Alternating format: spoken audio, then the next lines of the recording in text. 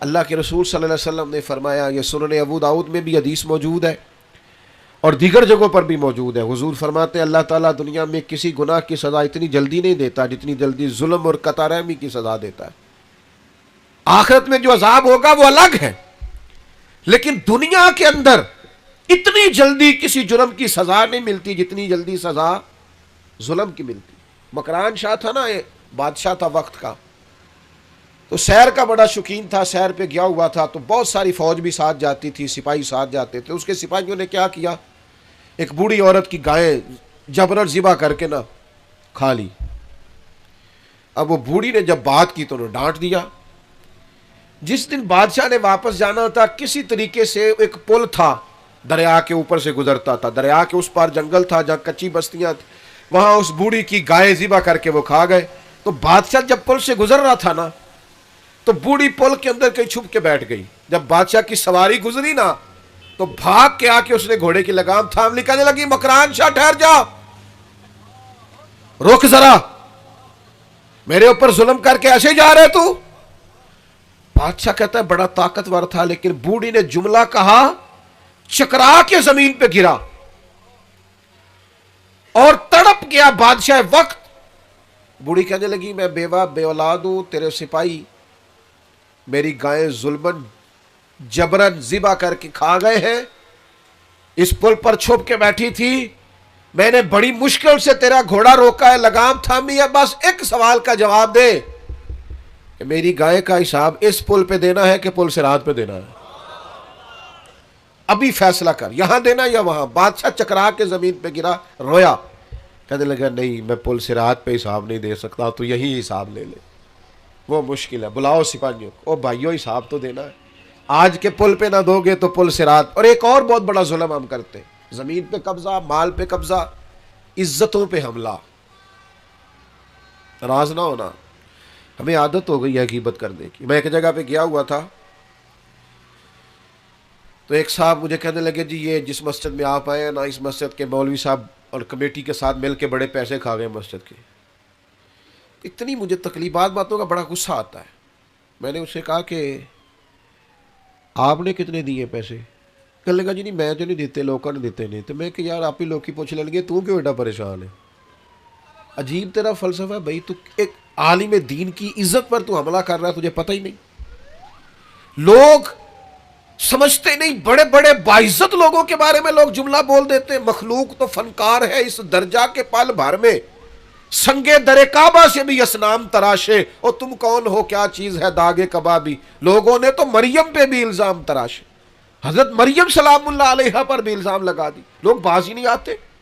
حضرت عمر کا زمانہ تھا، حضرت سعد بن ابی وقاص یہ 7ویں مسلمان ہیں اور نبی پاک علیہ السلام کے ماموں ہیں رشتے میں، عشرہ مبشرہ، اور وہ بڑی لسٹیں جن میں بڑے بڑے بزرگ شامل ہوتے ہیں، سمجھ لیں اس لیول کے آدمی حضرت سعد بن ابی وقاص، اور ساری زندگی میدان میں گزاری، کوفے کا گورنر بنایا گیا۔ تو پتہ لوگوں نے کیا شکایت لگا دی، ان کو تو جی نماز نہیں صحیح پڑھانی آتی۔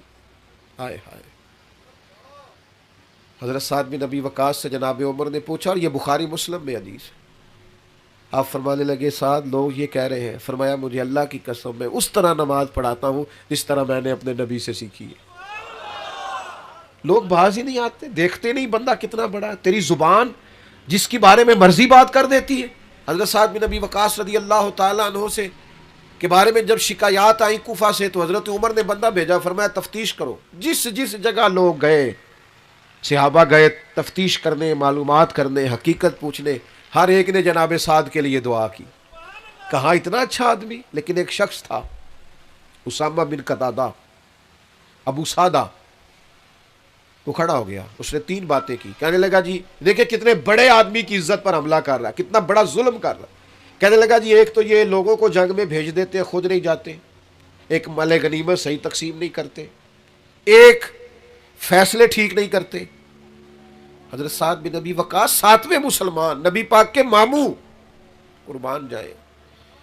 حضرت سعد کو بڑی تکلیف ہوئی، جب عزت دار آدمی کے بارے میں لوگ بات کرتے دل ٹوٹ جاتا، تڑپ گئے اور عرض کرنے لگے، یہ بخاری مسلم کی صحیح حدیث جید سند کے ساتھ حدیث عرض کر رہا ہوں، حضرت سعد بن ابی وقاص اللہ کے حضور عرض کرنے لگے مالک اگر یہ بندہ جھوٹا ہے نا تو اس نے میرے بارے میں 3 باتیں کی ہیں، میں بھی 3 بد دعائیں اسے دیتا ہوں۔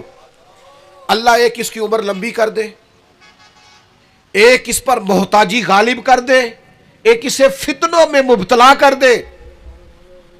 لوگ کہتے ہیں اس کی اتنی لمبی عمر ہو گئی تھی کہ یہ بھویں اس کی جھک گئی تھی اور گلیوں میں مانگتا پھرتا تھا، بڑھاپا تھا، چلا نہیں جاتا تھا، لیکن معاذ اللہ فتنے کا یہ حال تھا، اس حالت میں بھی لڑکیوں کو چھیڑتا، لوگ لانتے برساتے، کہتے تو کیا کرتا ہے؟ تو کہنے لگا لوگوں تمہیں پتہ نہیں مجھے جناب سعد بن ابی وقاص کی بد دعا لگ گئی ہے، یہ بد دعائیں پیچھا کرتی ہیں، نیند میں سراغ کر دیتی ہیں، مجھے بے چینی رہتی ہے، بے قراری رہتی ہے، مجھے اضطراب رہتا ہے، مجھے گھر میں نیند نہیں آتی۔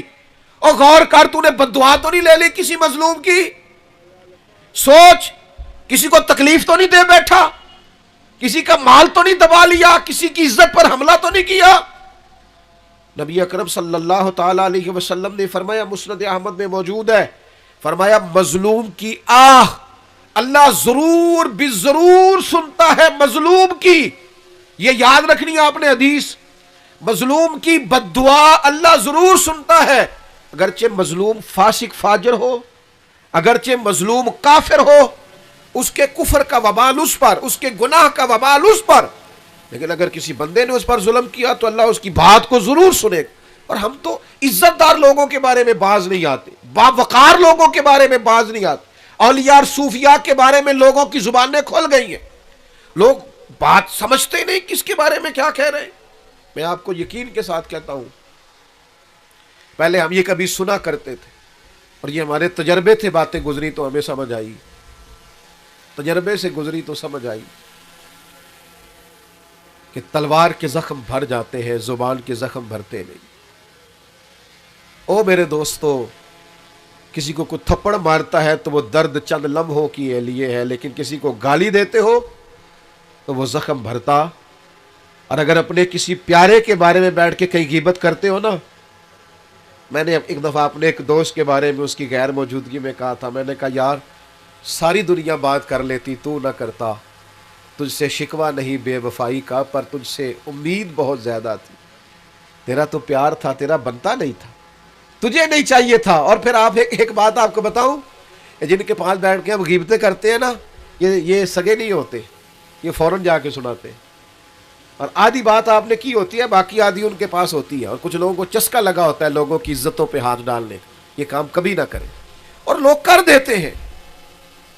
میں نے اپنی زندگی میں دیکھا ہے ایسے واقعات۔ ایک بات آپ مجھے بتائیے، اتنا بڑا مجمع ہے، ہوتا حد نگاہ دوست ہی دوست ہے، مجھے بتاؤ ہزاروں میں آپ لوگ ہیں، یہاں آج کسی بزرگ آدمی کے بارے میں، اسکول ٹیچر کے بارے میں، پروفیسر کے بارے میں، عالم کے بارے میں کوئی عورت اٹھ کے کہہ دے کہ اس نے میرے ساتھ 10 درازی کی ہے، تو لوگ تفصیل پوچھیں گے جا کے اس بندے سے کہ تو نے کیا کہ نہیں؟ کس کی مانی جاتی ہے؟ کوئی تفصیل ہی نہیں پوچھتا، کوئی کسی طرف جاتا ہی نہیں، کوئی وضاحت ہی نہیں لیتا، بات گھوم جاتی ہے۔ اور آپ میں 99 خوبیاں ہوں، اس کی تشہیر نہیں کرتے لوگ، لیکن ایک خامی ہو تو زیادتی کرتے، جگہ جگہ بات کو گھماتے، اور باتوں کا وجود نہیں ہوتا، وہ باتیں عام کر دیتے۔ حضرت سعید بن زید عشرہ مبشرہ صحابی ہیں، حضرت عمر کے بہنوئی ہیں، یہ وہی حضرت سعید بن زید ہے جن کو حضرت عمر نے بڑا مارا تھا کلمہ پڑھنے پر، پھر انہوں نے کہا کیا تجھے بھی لے جائے، صحیح حدیث میں موجود ہے بخاری مسلم میں۔ حضرت سعید بن زید پر ایک عورت نے الزام لگا دیا، آئے ہائے، عزت دار آدمی مر جاتا ہے جب کوئی اس طرح کا معاملہ کرتا ہے، اس کا وجود کاٹ دیا جائے تو اتنی تکلیف نہیں ہوتی، لیکن اگر کوئی اس طرح اٹھ کے کہہ دے، کس کو بندہ وضاحتیں دیتا پھرے، یہ مشکل ہو جاتا ہے۔ اتنا ظلم ایک عورت نے، اور عشرہ مبشرہ صحابی جن کی زندگی اتنی محفوظ ہے کہ نبی پاک نے انہیں دنیا میں رہتے ہوئے جنت کی بشارت دے دی۔ میں اکثر دیندار لوگوں سے کہتا ہوں، مجھے کوئی دوست کہتا ہے نا فلانا باتیں کرتا ہے فلاں عالم کے بارے میں یا فلاں بزرگ کے بارے میں، تو میں کہتا ہوں لوگوں نے تو نبیوں کو معاذ اللہ اور صحابہ کو معافی نہیں دی، تم کون ہو؟ باتیں ہیں کرنے دو۔ حضرت سعید بن زید پر الزام لگا دیا، اور الزام کیا لگایا؟ اس نے میری زمین پر قبضہ کر لیا، مدینے کا حاکم تھا مروان، مروان کے سامنے الزام لگا دیا. حضرت سعید بن زید حاکم کے پاس تشریف لائے. حاکم کہنے لگا یہ خاتون الزام لگاتی ہے کہ آپ نے اس کی زمین پر قبضہ کیا ہے. حضرت سعید بن زید کہنے لگے میں نے اپنے نبی سے سنا ہے جو کسی کی ایک بالشت زمین پر قبضہ کرے گا 7 زمینوں کا طوق اس کے گلے میں ڈالا جائے گا. یہ حدیث سن کر بھی میں یہ کام کروں گا؟ کہا عورت کہہ رہی ہے میں اس حدیث کو سننے کے بعد آپ سے کوئی وضاحت نہیں مانگتا.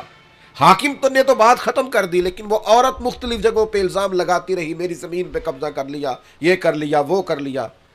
دل ٹوٹ گیا حضرت سعید بن زید کا، تکلیف میں آ گئے اور پھر تڑپ کے ہاتھ اٹھائے.